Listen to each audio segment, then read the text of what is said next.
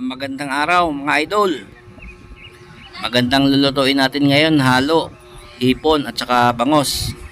Isigang natin. Medyo masarap ang sabaw nito.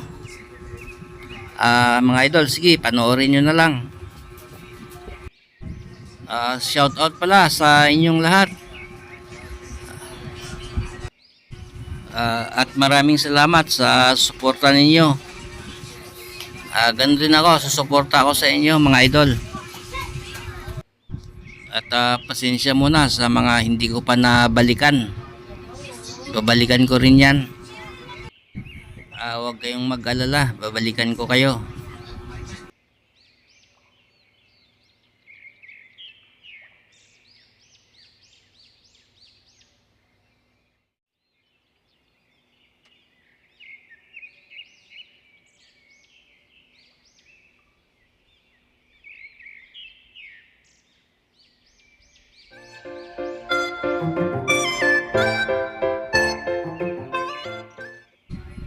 Ito yung mga ingredients natin.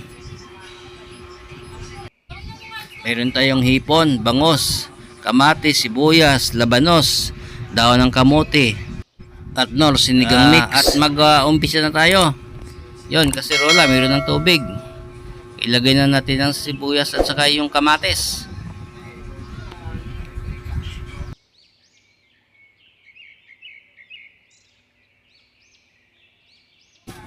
Isama na rin natin ang labanos. At buhusan na natin ng kalamansi extract. Takpan muna natin para mabilis kumulo.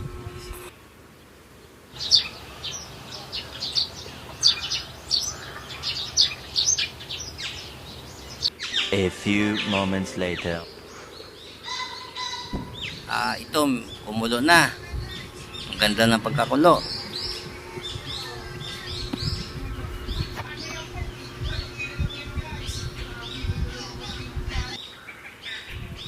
Pwede na ihulog ang isda.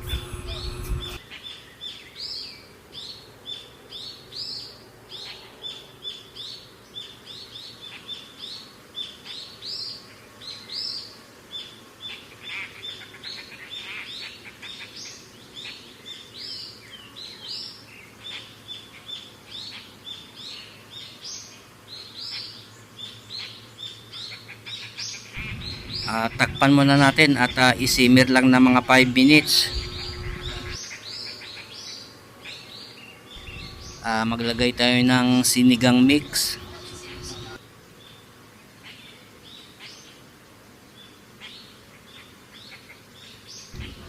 Maglagay tayo ng shrimp cubes.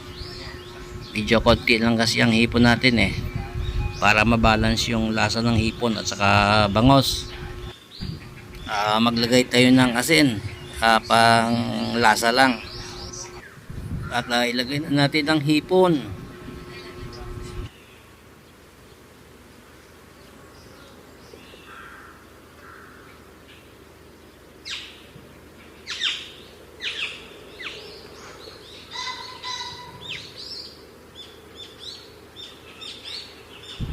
Maglagay tayo ng patis, mga 2 kutsara lang.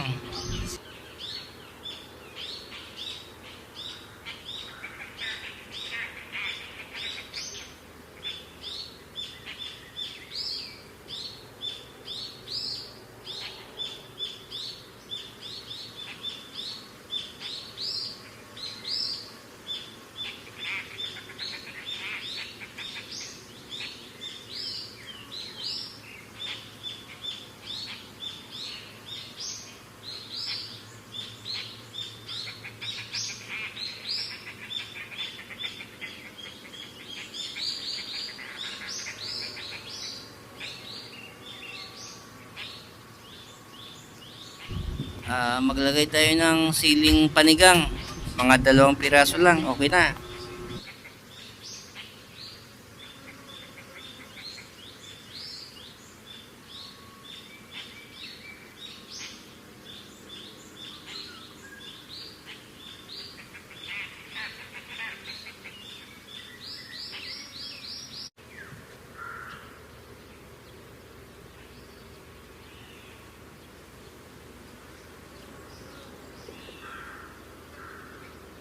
At tikman natin ang sabaw kung okay na. At okay na, idol. Idol, napansin nyo medyo marami ang sabaw. Request kasi na pag sinigang daw, damihan ang sabaw. At nilagay ko na yung dahon ng kamuti. Ang kamuti kaysa kangkong. Medyo mabango kasi ang dahon ng kamuti. Hindi lang yon, mas masustansya yung dahon ng kamuti.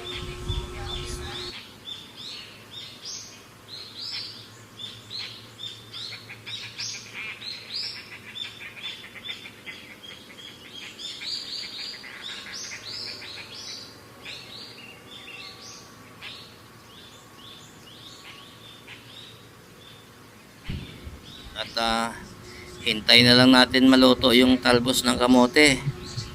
Total malambot na yung labanos natin at luto na yung bangos sa kahipon.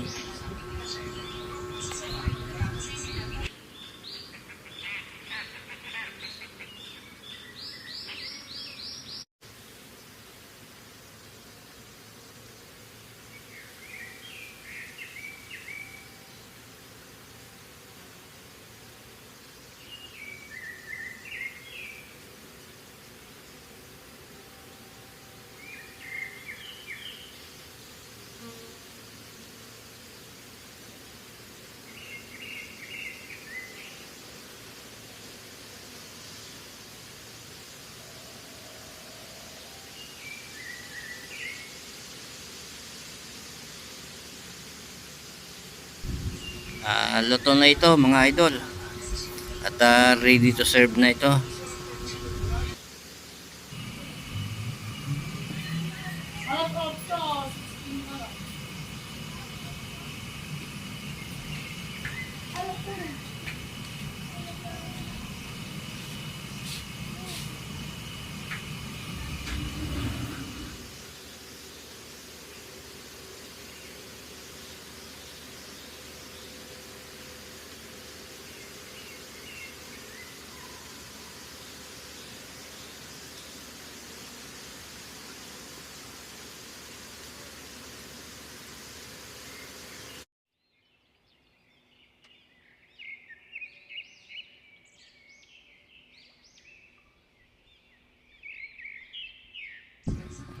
Thank you sa mga nanonood. Kita-kits na lang tayo mga idol.